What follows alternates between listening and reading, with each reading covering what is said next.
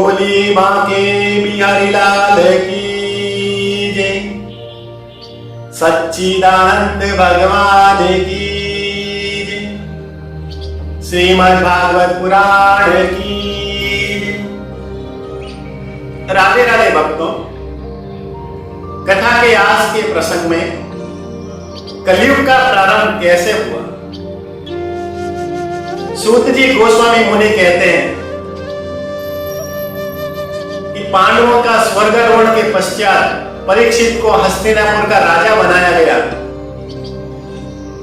राजा परीक्षित का उत्तर की पुत्री इरावती के साथ में विवाह हुआ और उनके जन्मेजय इत्यादि 4 पुत्र हुए। राजा परीक्षित ने अपने पुत्रों का लालन पालन पोषण शास्त्रों के विधि के अनुसार किया।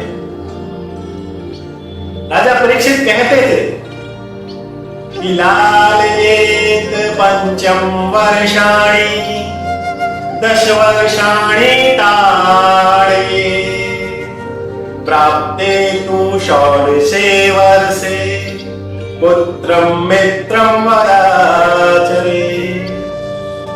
5 वर्ष तक अपने पुत्रों को बहुत प्यार करो, बहुत लाड दुलार करो, उनके साथ में वात्सल्य करो, परंतु 10 वर्ष तक आयु पहुंचने के बाद उनको ताड़ भी सकते हो, उनके द्वारा की गई गलत हरकतों के लिए आप डांट भी सकते हो। लेकिन जब वह 16 वर्ष की आयु प्राप्त कर ले तो उनके साथ में पुत्र जैसा नहीं मित्र जैसा व्यवहार करना चाहिए, जिसके कारण तुम्हारे जीवन के अंदर तुम्हारे परिवार में किसी भी प्रकार का क्लेश नहीं होता है। बोलिए बांके बिहारी लाल की। इस प्रकार से राजा परीक्षित हस्तिनापुर का आनंद पूर्वक राज्य करते रहे।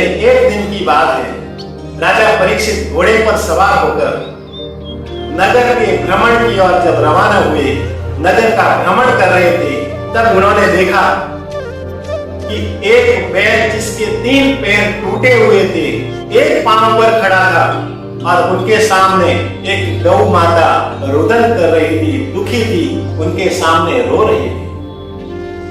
दोनों आपस के अंदर वार्तालाप कर रहे थे। राजा परीक्षित ने उनके दोनों की बातों को सुना। बैल ने कहा, हे गौ माता, आप कौन हो? इस प्रकार से दुखी क्यों हो? ऐसे क्यों रो रही?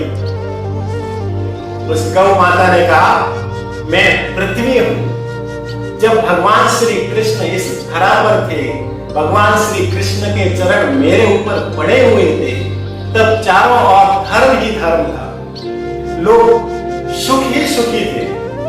लेकिन जब भगवान यहां से चले गए तब अधर्म बढ़ने लगा, पाप बढ़ने लगा और पाप बढ़ने के कारण लोग दुखी हो गए। जब लोग दुखी हो गए, इस धरती पर इस पृथ्वी पर रहने वाले दुखी हो गए। उनको देखकर मैं दुखी हूं, उनको देखकर मैं रो रही। फिर उस गौ माता ने कहा, हे वृषभराज, आपके 3 पैर टूटे हुए क्यों हैं? आप एक पैर पर क्यों खड़े हैं? तब उस बैल ने कहा कि मैं धर्म हूं। जब भगवान श्री कृष्ण इस पृथ्वी पर थे, तब मेरे चारों पैर, तब पवित्रता, दया और सत्य, ये चारों पैर मेरे ठीक थे। परंतु भगवान के चले जाने के बाद में लोगों के मन के अंदर से तब चला गया, लोगों के हृदय के अंदर से पवित्रता चली गई, दया चली गई। एक सत्य नाम का, एक धर्म का जो मेरा पैर है वो बचा हुआ है, इस पर मैं खड़ा हूं। जब दोनों इस प्रकार की बातें कर ही रहे थे, एक कली पुरुष काला मानव वहां पर हाथ में डंडा लेकर जोर जोर से गौ माता को पीटने लगा, मारने लगा। और उसके बाद में उस बैल का जो एक पांव बचा हुआ था, उस एक पांव पर खड़ा था, उस एक पांव को भी तोड़ने लगा। ऐसा देखकर राजा परीक्षित मन ही मन में विचार किया कि जासुराज प्रिय प्रजा दुखारी, सो नृप अवस नरक अधिकारी। जिस राज्य के अंदर यदि प्रजा दुखी हो, उसके ऊपर अत्याचार हो, तो वह राजा नरक का अधिकारी होता है।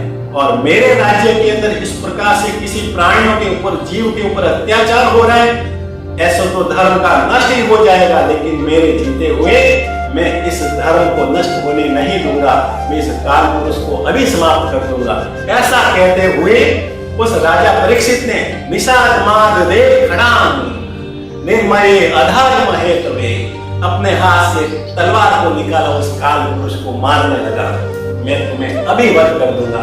ऐसा जब काल पुरुष ने अपने सामने मृत्यु को देखा और देखा कि राजा पुरुष मुझे मार देंगे, मेरा वध कर देंगे, तब राजा परीक्षित के चरणों में गिर पड़ा और क्षमा मांगने लगा। राजा मुझे क्षमा कर दो, मुझे माफ कर दो, मेरे प्राणों की रक्षा कीजिए। राजा परीक्षित ने कहा, तुम कौन हो और इस प्रकार से इस बैल और गाय को क्यों मार रहे हो, इसके ऊपर अत्याचार क्यों कर रहे हो?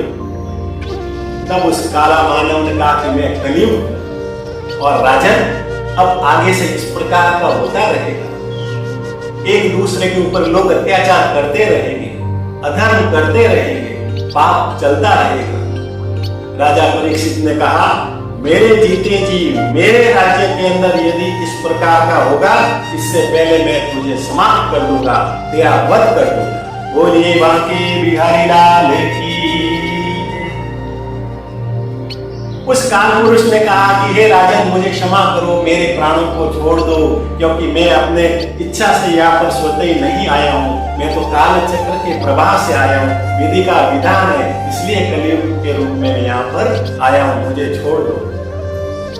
हे राजन, यदि आप मुझे छोड़ते हो तो मेरे अंदर एक ऐसा गुण है जो 3 युगों के अंदर नहीं है। जहां सतयुग, त्रेता और द्वापर में एक साधारण से साधारण मानव को भी भगवान की भक्ति करनी हो, भगवान प्राप्ति करनी हो, तो उनको हजारों वर्ष तक तपस्या करनी पड़ती है, कठोर तप करना पड़ता है, तब जाके भगवान की प्राप्ति होती है। लेकिन कलयुग के अंदर मेरा एक ऐसा गुण है, इस कलयुग में यदि किसी व्यक्ति को, साधारण से साधारण मानव को केवल भगवान का नाम लेने से, भगवान की भक्ति करने से भगवत प्राप्ति हो जाती है, उसका कल्याण हो जाता है, जीवन मरण के चक्र से वह मुक्त हो जाता है। ऐसा भगवान मेरे अंदर गुण है जो अन्य 3 युगों में नहीं है।